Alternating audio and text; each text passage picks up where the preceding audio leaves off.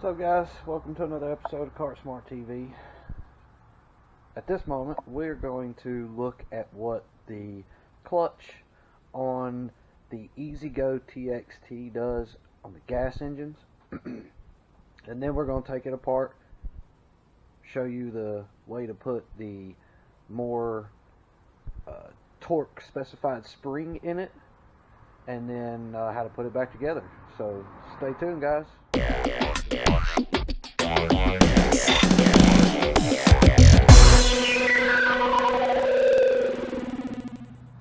Alright guys, so here is your standard clutch for a ezgo TXT with the 2-cylinder Robin engine in it. This is not the one for the Kawasaki motor. Pretty simple though. The way it operates is as that motor turns, centrifugal force makes the weights in this thing do a moving out force, so it's pushing down. So when this is pushing down, that's grabbing a hold of the belt as the engine is rotating the clutch, centrifugally driven. So we're going to get inside of this and do a spring change, which we are going to a much heavier spring, so it'll take more tension to close this down, which in turn transfers into better pulling power. So you have 6 screws total. Here, here, here, here, here, here, and once they're removed, this black cover comes off and you get to see the inside. So let's take care of that. 10 mil. Alright, so you can see how that's separated there. And notice that when I let go of the screws, this top piece started to spin like this.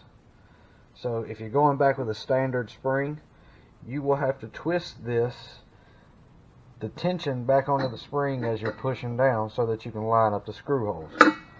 Notice that the new spring, the high tension spring, does not have a need to tension as you're putting the cover back on. I'll show you why in just a moment.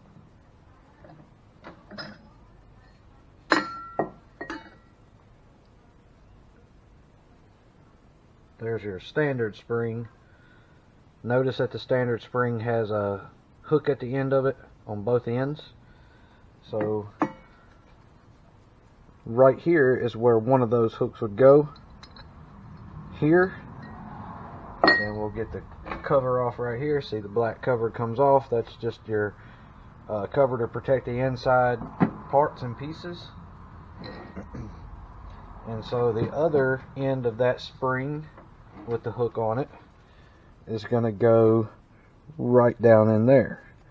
So that's the reason why you give it the tension, so that the clutch can stay basically pressed out the entire time, and then you've got that natural kind of resistance as this thing is closing up to do its job for the belt.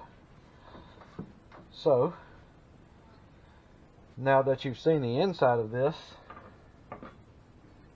when you do a spring change and you go to the heavier duty springs, as I stated, you do not see the hooks on the end of these.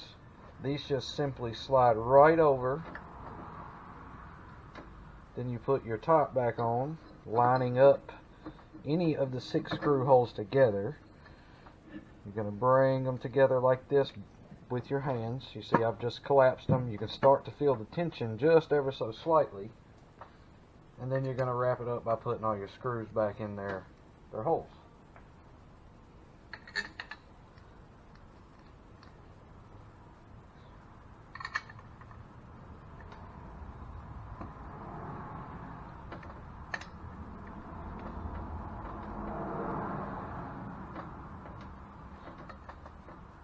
There we go.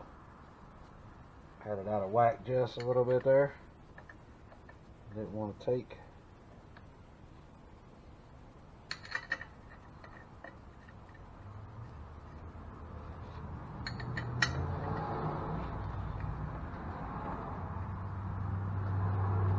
Then you just tighten these screws back up.